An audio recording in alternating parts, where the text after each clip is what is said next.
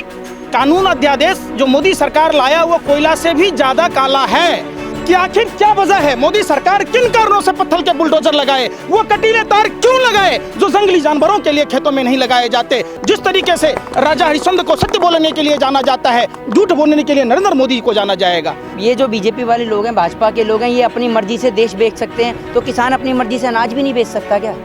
जब इस देश का संविधान, इस देश का लॉ इस बात की इजाजत नहीं देता कि हम किसी नेता के लिए, किसी व्यक्ति के लिए गलत टिप्पणी करें, तो उस नेता को कैसे अधिकार है कि वो किसानों को आतंकवादी कहे? उसके पास क्या प्रूफ है? विदाउट प्रूफ वो इस देश के किसानों को आतंकवादी कह रहा है। ये जो कृषि कानून अध्यादेश जो मोदी सरकार लाया वो कोयला से भी ज्यादा काला है।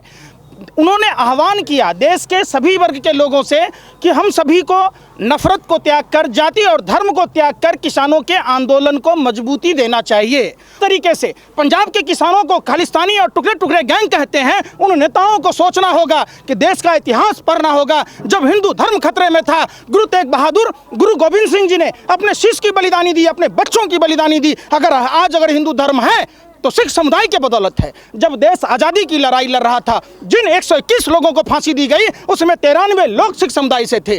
जिन 2600 लोगों को उम्र कैद की सजा दी गई उनमें 2100 लोग सिख समुदाय से थे। जब हिंदू धर्म में छुआछूत भेदभाव था तो गुरु नानक जी ने गुरु का लंगर शुरू किया ताकि कोई भी भूखा नहीं रहे।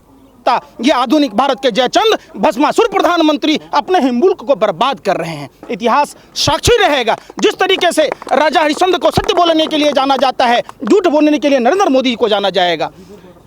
क्यों, आखिर क्या बेचैनी है प्रधानमंत्री की और उनके मंत्रिमंडल की? कहते हैं कि कानून किसानों के हित में है। देश का पूरा किसान सड़कों पर है। कोई भी व्यक्ति, कोई भी नेता अगर इस देश के किसान को आतंकवादी कहता है, जब इस देश का संविधान, इस देश का लॉ इस बात की इजाज़त नहीं देता कि हम किसी नेता के लिए, किसी व्यक्ति के लिए गलत टिप्पणी करें, तो उस नेता को कैसे अधिकार है कि वो किसानों को आतंकवादी कहे? उसके पास क्या प्रूफ है? विदाउट प्रूफ वो इस देश के किसानों को आतंकवादी कह रहा है, टेररिस्ट कह रहा है? और अगर असल में कोई टेररिस्ट और आतंकवादी हैं तो वो इस देश के नेता हैं जो इस देश को जाति और धर्म के नाम पर बांटते हैं, कभी हिंदू और मुस्लिम के नाम पर लड़ाते हैं और इस देश के टुकड़े कराते हैं। ये ऐसे लोग हैं, कभी अपनी बीवी को छोड़ते हैं और कभी कांधार तक जाकर आतंकवादियों को छोड़कर आते हैं। ये ऐसे लोग हैं इस देश के अंदर। अगर आप देखें तो 80,000 स्वतंत्रता सेनानियों में सावरकर का गोरे अंग्रेज जीजा फूफा लगता था जो 60 रुपया महीना देता था।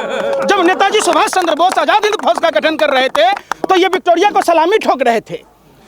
आज देश इतिहास देखा है, जितना गोरे अंग्रेजों ने देश को नहीं लूटा, ये काले चोर गोरे अंग्रेजों के दलाल और मुखबिरों ने लूटा है। ये अखंड भारत को खंड खंड करने वाले लोग हैं। ये वही लोग हैं जब 1941 में श्यामा प्रसाद मुखर्जी बंगाल प्रांत में मुस्लिम लीग के फजाउल हक के साथ सरकार बनाए और धर्म के आधार पर विभाजन की बात की। 1942 में भारत छोड़ो आंदोलन को कुचलने की बात की। 1943 में गुलाम हुसैन अब्दुल्ला खां और जिन्ना के साथ सिंध प्रांत में सरकार बनाई, अखंड भारत को खंड खंड किया। यही वो लोग हैं। वो हैं जो भगत सिंह जैसे क्रांतिकारी के खिलाफ केस लड़ने वाला कौन था? सूर्य नारायण। उनके खिलाफ गवाही देने वाला सर सादीलाल कौन था? आज देश पूछता है भारत कि ईश्वर का सहायक होता है किसान। किसान जो है राजा से बड़ा होता है। राजा सिर्फ अपने राज्य का पालक होता है, किसान पूरी मानवता का पालक होता है। ये फर्जी धर्म, हिंदू धर्म के ठेकेदार जो बन रहे, क्या भगवान श्री कृष्ण की बात को नहीं समझ रहे हैं? नर ही नारायण है। हमारा धर्म कहता है, प्रभु श्री कृष्ण ने कहा था, मनुर्भव की बात कहता है। तो फिर ये किसान आंदोलन को अपने ही लोगों को भेजकर साजिश के तहत क्यों कमजोर करना चाहता है, क्यों बदनाम करता है? क्यों भारत की छवि को, जो विश्व वसुधैव कुटुंबकम के नाम से भारत जाना जाता है, जो भारत अतिथि देवो भव का भारत है, उस भारत को बदनाम करने के लिए ये लोग क्यों प्रयत्नशील हैं? ये पूछता है भारत और इन पर थूकता है भारत।